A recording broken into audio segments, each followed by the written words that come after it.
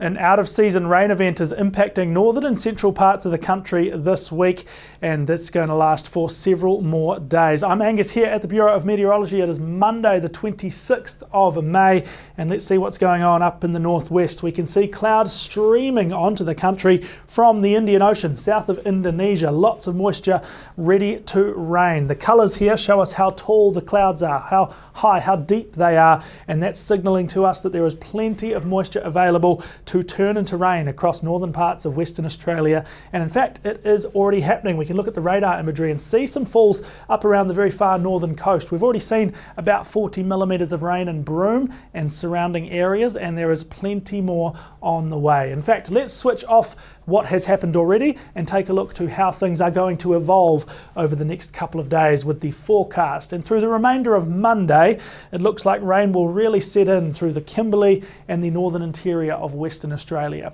Once we get to the early hours of Tuesday morning, a lot of the wet weather will actually move into the Northern Territory. A little bit for the top end perhaps, but the majority of the rain will be over central and southern parts of the Territory, particularly these desert areas, which are typically very dry at this time of year. The wet season came to a close at the end of April, and it has been dry for several weeks, but now we are seeing a return of the moisture-laden air and the rainfall.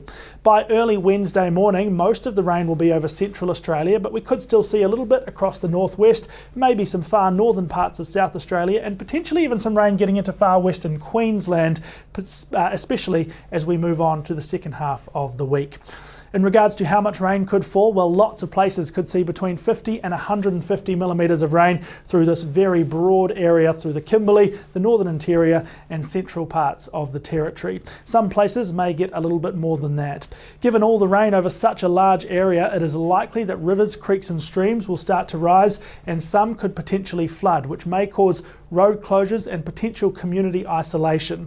This is the flood watch that we currently have in place. It covers the Great Sandy Desert up past Broome into the Kimberley, as well as Sturt Creek and the Tanami, and central and western desert areas in the Northern Territory. Some of these flood watch areas could become fully fledged flood warnings as we track how much rain falls across each individual catchment area in the coming few days. So people in central and northwestern parts of the country should stay up to date with the latest flood forecasts and flood warnings. Finally, a word on temperature. As the rain and cloud arrive, so too do the cooler temperatures for parts of the northwest and centre. This is Tuesday's maximums. Some low 20s up around the Kimberley, pretty cool for that region. Some mid-teens around central Australia, which drop even further the following day. Now Wednesday, 11 degrees as the high in Alice Springs, under cloudy wet skies all day, potentially feeling even colder than that. Extremely chilly for this location at any time of year.